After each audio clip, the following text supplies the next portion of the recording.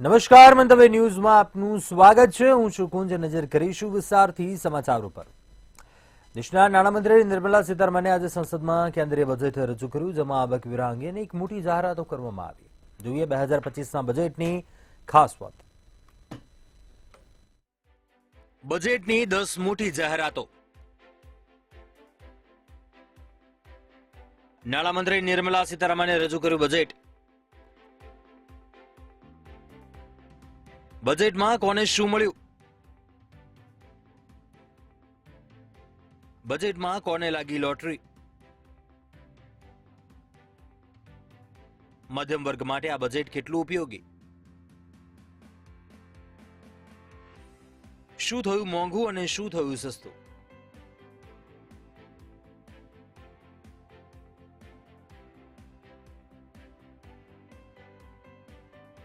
નાણામંત્રીએ પોતાના બજેટ ભાષણમાં ખેડૂતો અને કરદાતાઓ માટે ઘણી મોટી જાહેરાતો કરી છે.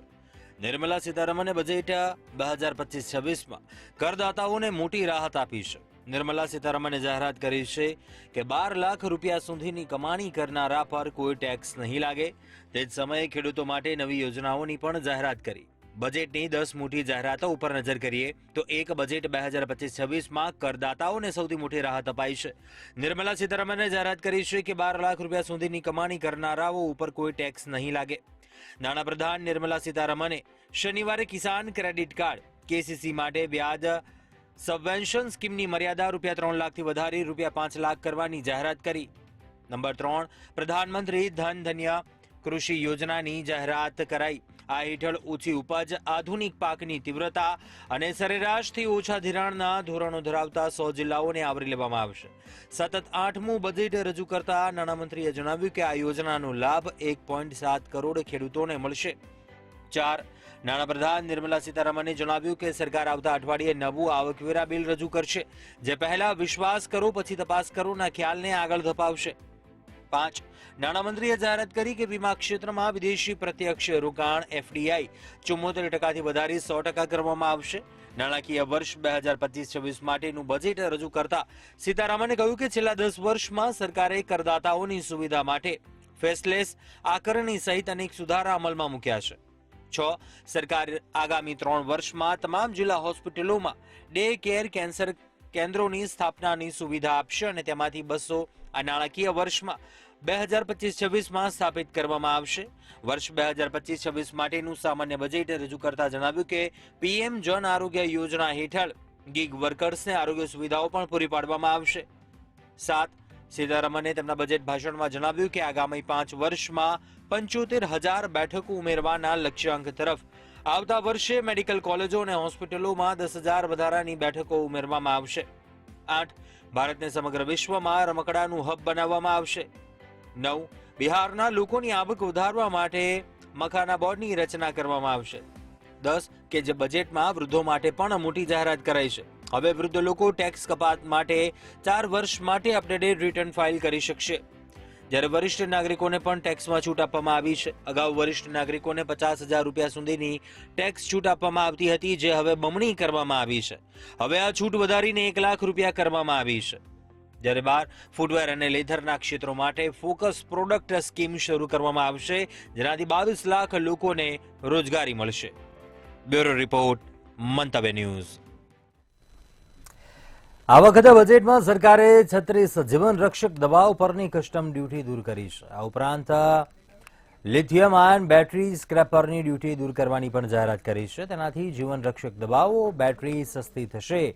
સરકારે ઇન્ટરેક્ટિવ ફ્લેટ પેનલ ડિસ્પ્લે પર ડ્યુટી 10%થી વધારી 20% કરી, જેને કારણે એ મોંઘી થશે. તો સરકારે 1 જુલાઈ 2017ના રોજ દેશભરમાં GST લાગુ કર્યો. ત્યારબાદ બજેટમાં ફક્ત કસ્ટમ ડ્યુટીમાં વધારો કે ઘટાડો કરવામાં આવે છે. ડ્યુટીમાં વધારો અને ઘટાડો વસ્તુઓના ભાવ પર સીધી અસર કરે છે.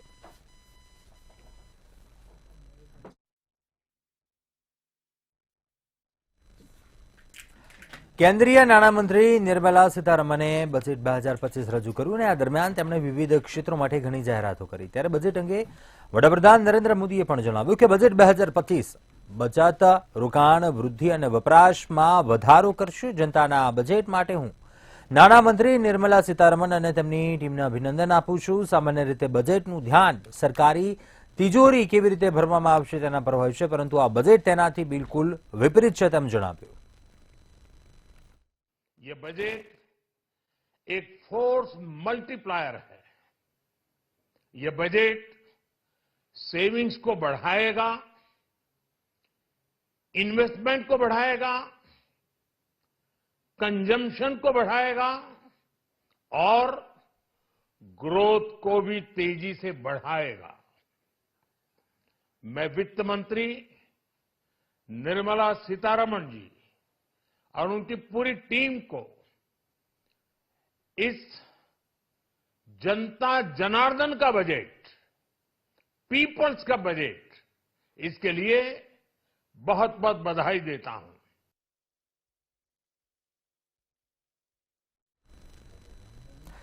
નાણામંત્રી નિર્મલા સીતારમણે સતત 8મું બજેટ રજૂ કર્યું અને આ બજેટમાં અનેક મોટી જાહેરાતો કરવામાં આવી. તો સાથે સાથે આ વખતે બજેટમાં મધ્યમ વર્ગને રાહત આપવા માટે મોટી જાહેરાત કરાઈ છે. મોદી સરકારે કરમુક્ત આવકની મર્યાદા 7 લાખ રૂપિયાથી વધારીને 12 લાખ રૂપિયા કરી દીધી છે. તો બીજી તરફ ભાજપ અને તેના સાથી પક્ષોના નેતાઓ બજેટની પ્રશંસા કરી રહ્યા છે અને તેને જન કલ્યાણકારી ગણાવી રહ્યા છે. તો બીજી તરફ વિપક્ષી નેતાઓ તેની ટીકા કરી રહ્યા છે. લોકસભામાં વિપક્ષ નેતા અને કોંગ્રેસના સાંસદ રાહુલ ગાંધીએ કેન્દ્રની મોદી સરકાર પર આકરા પ્રહાર કર્યા અને બજેટને ગોળીના ઘા પર પાટો બાંધવા જેવું ગણાવ્યું. કહ્યું કે આર્થિક સંકટને ઉકેલવા માટે એક આદર્શ પરિવર્તનની જરૂર છે. રાહુલ ગાંધીએ તેમના ચેનલ પર એક પોસ્ટમાં લખ્યું, ગોળીના ઘા પર પાટો બાંધ્યો. વૈશ્વિક અનિશ્ચિતતા વચ્ચે આપણા આર્થિક સંકટને ઉકેલવા માટે એક આદર્શ પરિવર્તનની જરૂર હતી, પરંતુ આ સરકાર વિચારોની નાદારી ધરાવે છે.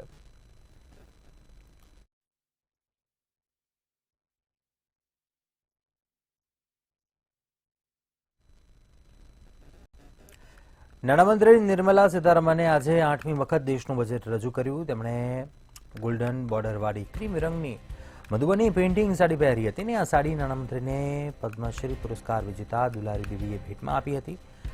તેમણે સીતારમણને બજેટના દિવસે આ સાડી પહેરવાની વિનંતી કરી હતી. આ પહેલા તેઓ રાષ્ટ્રપતિ ભવન ગયા હતા. અહીં રાષ્ટ્રપતિ દ્રૌપદી મુર્મુએ તેમને દહીં કપડાં તેમને શુભકામનાઓ પાઠવી. આ પછી સીતારમણ ટેબ્લેટ લઈને સંસદ ભવન પહોંચ્યા. બજેટ ભાષણ શરૂ થતાની સાથે જ સપા અધ્યક્ષ અખિલેશ યાદવે કુંભમાં થયેલી ગેરરીતિઓને લઈને હોબાળો મચાવ્યો હતો. જ્યારે સ્પીકર ઓમ બિરલાએ તેમને રોક્યા તો સપાના સાંસદો સહિત વિપક્ષના ઘણા સભ્યો વોકઆઉટ કરી ગયા.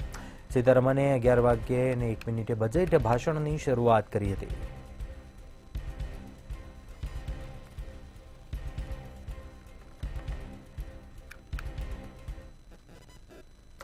કેન્દ્રીય નાણામંત્રી નિર્મલા સીતારમણે સતત 8મું બજેટ રજૂ કર્યું અને આ બજેટના દિવસે કેટલાક મહત્વના ફેરફાર થયા છે.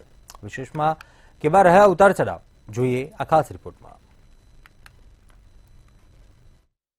1 ફેબ્રુઆરી 2025 થી 19 કિલોનો કોમર્શિયલ ગેસ સિલિન્ડર 7 રૂપિયા સસ્તું થયું. હવે એ દિલ્હીમાં 1800. પ્રધાનમંત્રી નરેન્દ્ર મોદીના ત્રીજા કાર્યકાળનું પ્રથમ બજેટ લોકસભામાં નાણામંત્રી નિર્મલા સીતારમણે 8મી વખત બજેટ રજૂ કર્યું હતું, જેમાં દેશના વિવિધ વિકાસ કાર્યો માટે જોગવાઈ કરાઈ છે. જેમાં વાત કરીએ તો વરિષ્ઠ નાગરિકો માટે ટીડીએસ મર્યાદા 50,000 રૂપિયાથી વધારીને 1 લાખ રૂપિયા કરાઈ છે. આવકવેરા ભરવાની મર્યાદા 2 વર્ષથી વધારીને 4 વર્ષ કરવામાં આવી છે. હવે 12 લાખ રૂપિયા સુધીની કમાણી ઉપર કોઈ આવકવેરો લાગશે નહીં. કિસાન ક્રેડિટ કાર્ડ પર લોનની મર્યાદા 3 લાખ રૂપિયાથી વધારીને 5 લાખ રૂપિયા કરાઈ છે. સ્ટાર્ટઅપ માટે લોન રૂપિયા 10 કરોડથી વધારીને રૂપિયા 20 કરોડ કરવામાં આવશે. સરકારી શાળાઓ અને પ્રાથમિક આરોગ્ય કેન્દ્રો વચ્ચે બ્રોડબેન્ડ કનેક્ટિવિટી કરવામાં આવશે. શિક્ષણ માટે એઆઈ એક્સલન્સ કેન્દ્ર ખોલવામાં આવશે.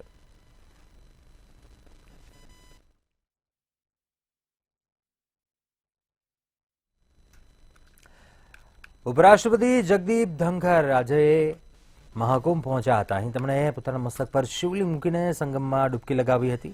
યોગી પણ તેમની સાથે સંગમ ઘાટ સુધી ગયા હતા. આ સાથે જ આજે વિશ્વના 73 દેશોના રાજદ્વારીઓ સહિત 116 પ્રતિષ્ઠિત વિદેશી મહેમાનો પણ મહાકુંભ પહોંચ્યા હતા. જોઈએ આ ખાસ અહેવાલ. મહાકુંભમાં સ્નાન કરનારાઓની સંખ્યા હવે 31 કરોડને વટાવી ગઈ છે. અત્યાર સુધીમાં કુલ 31 કરોડ 46 લાખ શ્રદ્ધાળુઓએ સંગમમાં સ્નાન કર્યું છે. મેળા વહીવટીતંત્રએ દાવો કર્યો હતો કે માત્ર શુક્રવારે જ 1 કરોડ 82 લાખ શ્રદ્ધાળુઓએ સ્નાન કર્યું. સરકારે અનુમાન લગાવ્યું છે કે 13 જાન્યુઆરીથી પોષ પૂર્ણિમાના દિવસે શરૂ થયેલા મહાકુંભ દરમિયાન 45 કરોડ શ્રદ્ધાળુઓ સ્નાન કરશે. વસંત પંચમી સ્નાન પર્વ પર લગભગ 3 કરોડ ભક્તો સ્નાન કરશે તેવી પણ અપેક્ષા છે અને તે મુજબની તમામ વ્યવસ્થા પણ કરવામાં આવી રહી છે. તો બીજી તરફ ઉપરાષ્ટ્રપતિ જગદીપ ધનખર પણ આજે મહાકુંભમાં છે. અહીં તેમણે પોતાના મસ્તક પર શિવલિંગ મૂકીને સંગમમાં ડૂબકી લગાવી હતી. યોગી પણ તેમની સાથે સંગમ ઘાટ સુધી ગયા હતા. યોગી અને ઉપરાષ્ટ્રપતિ પક્ષીઓને દાણા ખવડાવ્યા હતા. લેટી હનુમાન મંદિરમાં તેમણે પૂજા કરી હતી. અક્ષય વટના પણ દર્શન કર્યા હતા. આજે મહાકુંભમાં 77 દેશમાંથી 118 ડેલિગેટ્સ પણ આવ્યા છે. તેમણે પણ સંગમમાં સ્નાન કર્યું હતું. બીજી તરફ મેળા વિસ્તારને નો વ્હીકલ ઝોન જાહેર કરાયો છે. આ સપ્તાહ બાદ હવે કોઈ પણ વ્યક્તિના વાહનની અંદર જવા પર પ્રતિબંધ છે. અખાડા પરિષદના પ્રમુખ રવિન્દ્ર પુરી આ બાબતે નારાજગી દર્શાવી છે. જ્યારે મહાકુંભમાં નાસભાગના ત્રીજા દિવસે સીએમ યોગી પ્રયાગરાજ પહોંચ્યા હતા અને સૌથી પહેલા તેઓ સંગમ પહોંચ્યા હતા કે જ્યાં નાસભાગ મચી હતી. બાદ ઉપરાષ્ટ્રપતિ જગદીપ ધનખર પણ પ્રયાગરાજના લેટી હનુમાન મંદિરમાં પરિવાર સાથે પૂજા અર્ચના કરી હતી. સીએમ યોગી આદિત્યનાથ પણ હાજર રહ્યા હતા. ઉપરાષ્ટ્રપતિ જગદીપ ધનખર અને તેમની પત્ની સુદેશ ધનખરે લેટી હનુમાન મંદિરમાં પૂજા કરી. યોગીએ પણ હાથ જોડીને નજીકમાં ઉભેલા દેખાયા હતા. બ્યુરો રિપોર્ટ, મંતવ્ય ન્યૂઝ. અમેરિકામાં વધુ એક પ્લેન ક્રેશ થયું. ફિલાડેલ્ફિયા એરપોર્ટ પરથી ટેક ઓફ કર્યા પછી તરત જ એક પ્લેન ક્રેશ થયું. આ ઘટનામાં અત્યાર સુધીમાં 6 લોકોના મોતની પુષ્ટિ થઈ. વોશિંગ્ટનના રીગન નેશનલ એરપોર્ટ પાસે પેસેન્જર જેટ અને મિલિટરી હેલિકોપ્ટર વચ્ચેની ટક્કરના 2 દિવસ બાદ આ દુર્ઘટના થઈ. 2 દિવસ પહેલા થયેલા અકસ્માતમાં 67 લોકોના મોત થયા હતા.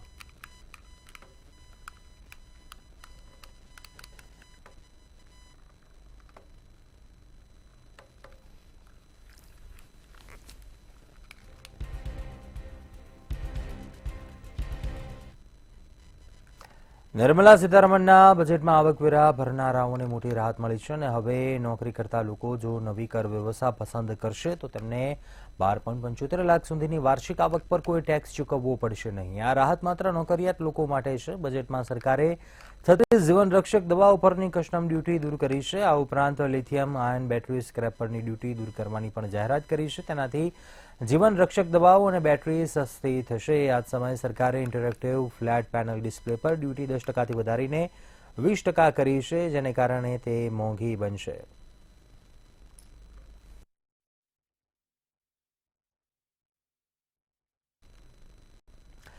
કેન્દ્રીય બજેટને લઈને મુખ્યમંત્રી ભૂપેન્દ્ર પટેલે પ્રતિક્રિયા આપી. તેમણે પ્રધાનમંત્રી અને કેન્દ્રીય નાણામંત્રીનો આભાર વ્યક્ત કર્યો છે અને વડાપ્રધાનના માર્ગદર્શન હેઠળ કેન્દ્ર સરકારનો આ નિર્ણય સામાન્ય નાગરિકો માટે એક મોટી ભેટ મળ્યા હોવાનું જણાવ્યું હતું. આ બજેટને સમગ્ર ગુજરાત વતી હું આવકારું છું. આ બજેટની મહત્વપૂર્ણ વાત એ છે કે હવે વાર્ષિક 12 લાખ રૂપિયા સુધીની આવક ધરાવનારાઓને ઇન્કમ ટેક્સ ભરવામાંથી મુક્તિ મળી છે. દેશના મધ્યમ અને ઉચ્ચ મધ્યમ વર્ગને આ એક મોટી રાહત છે અને તે માટે વડાપ્રધાનશ્રીને ખૂબ ખૂબ અભિનંદન પાઠવું છું. ગરીબ, યુવા, અન્નદાતા અને નારી શક્તિ આધારિત વિકાસને ગતિ આપનારું આ બજેટ છે. એગ્રીકલ્ચર, એમએસએમઈ, ઇન્વેસ્ટમેન્ટ અને એક્સપોર્ટ્સના 4 એન્જિનને ગતિ આપનાર મહત્વપૂર્ણ વિષયો આ બજેટમાં આવરી લેવાયા છે.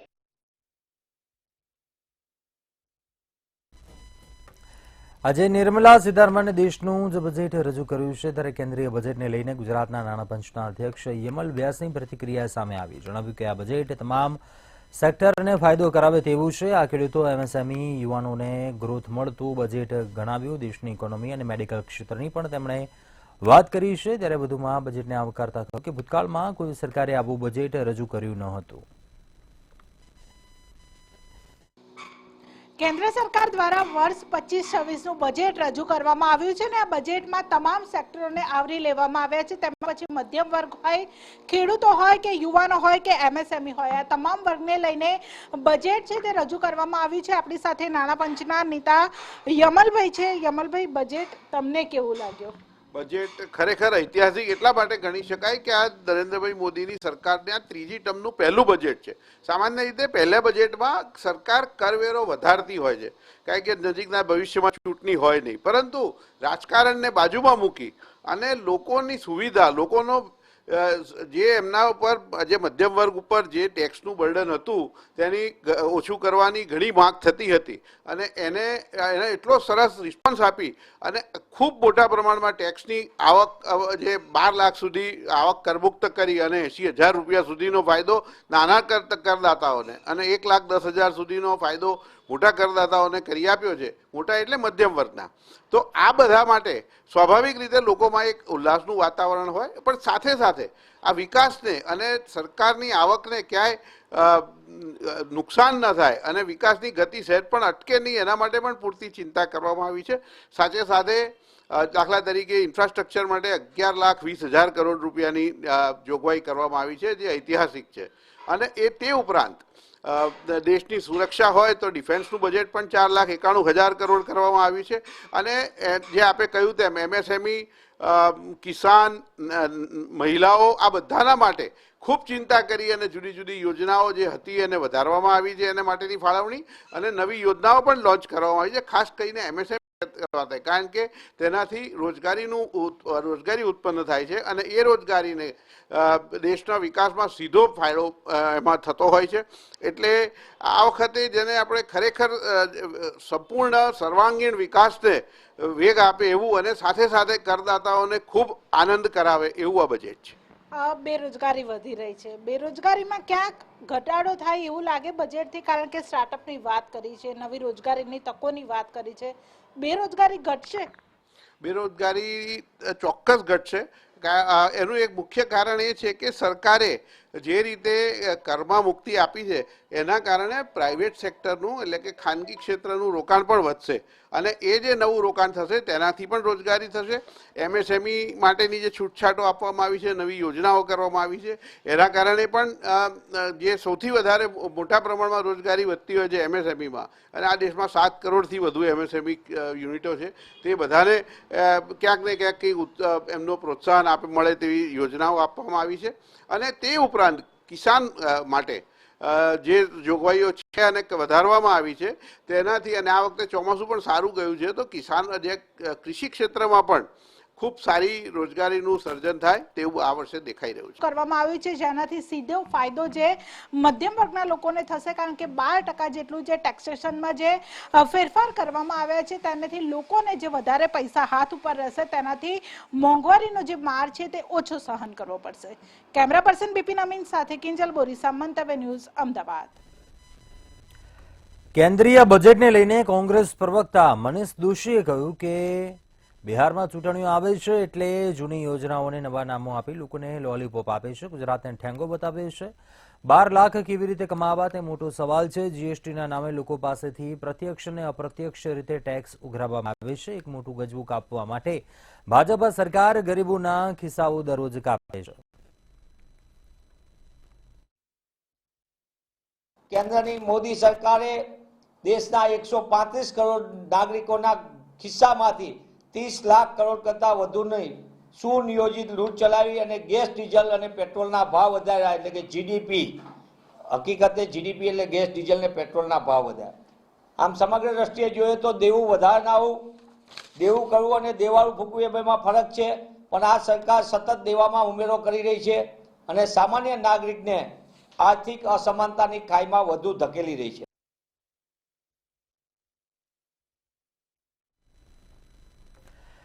કેન્દ્રીય બજેટની રજૂઆતને લઈને પૂર્વ રાજ્યસભા સાંસદ નટુજી ઠાકોરે પ્રતિક્રિયા આપી. તેમણે જણાવ્યું કે આજે નરેન્દ્રભાઈના નેતૃત્વવાળી સરકારમાં વિકાસવાળું 8મી વખત બજેટ રજૂ થયું છે. 12 લાખ ટેક્સ રાહત પ્રજાલક્ષી બની રહેશે. આ સાથે તેમણે જણાવ્યું કે નિર્મલા સીતારમણે ગરીબોને ફાયદા આપતું અને કિસાનોને પ્રોત્સાહિત કરતું બજેટ આપ્યું છે.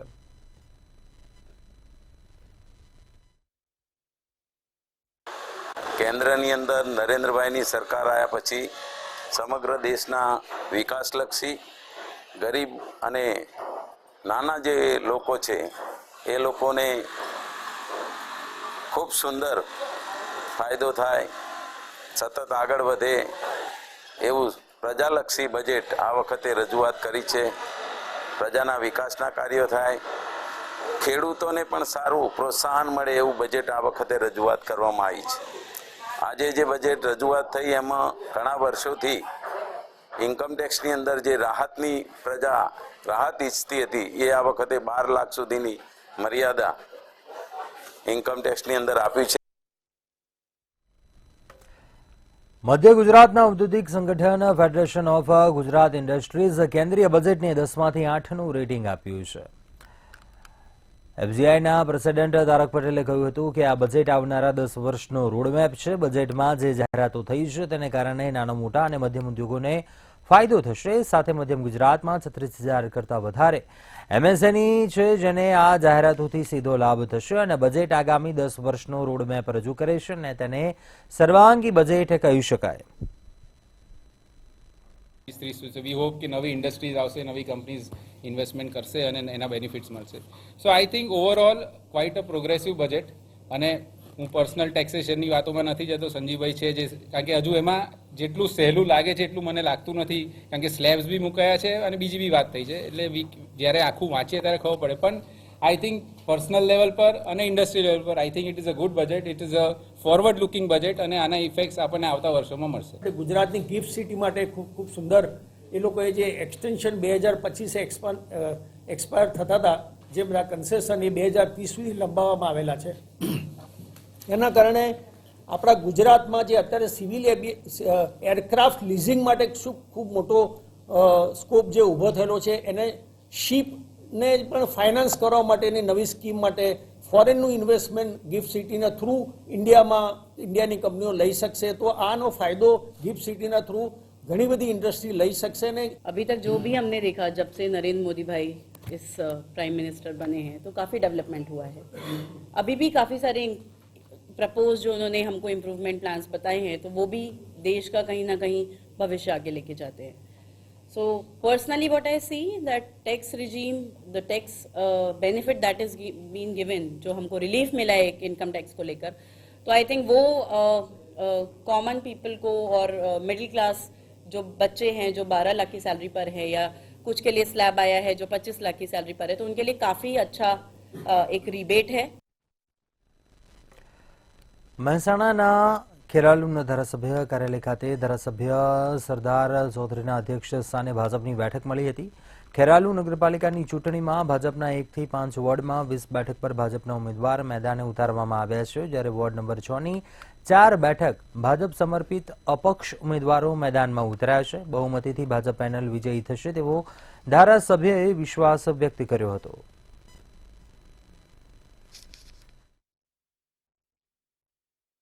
ભારતીય જનતા પાર્ટીએ 20 ઉમેદવારોને મેન્ડેટ આપ્યા છે અને સાથે વોર્ડ નંબર 6 માં ભાજપ સમર્પિત 4 ઉમેદવારો સાથે આજે અમે 24 ઉમેદવારોની અહીં આગળ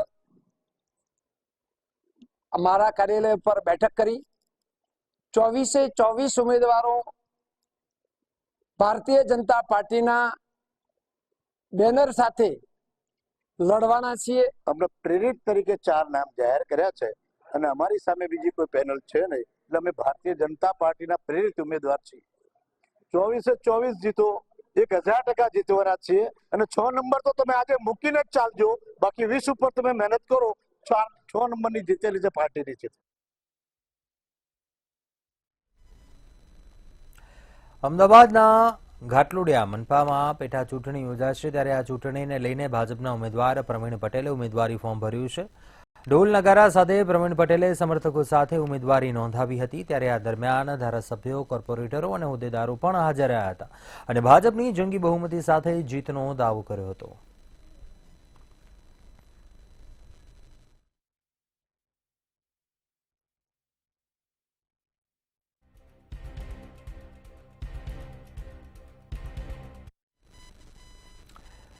અત્યારે હાલ બુલેટિનમાં બસ આટલું. વધુ સમાચાર માટે આપ જોતા રહો મંતવ્ય ન્યૂઝ. નમસ્કાર.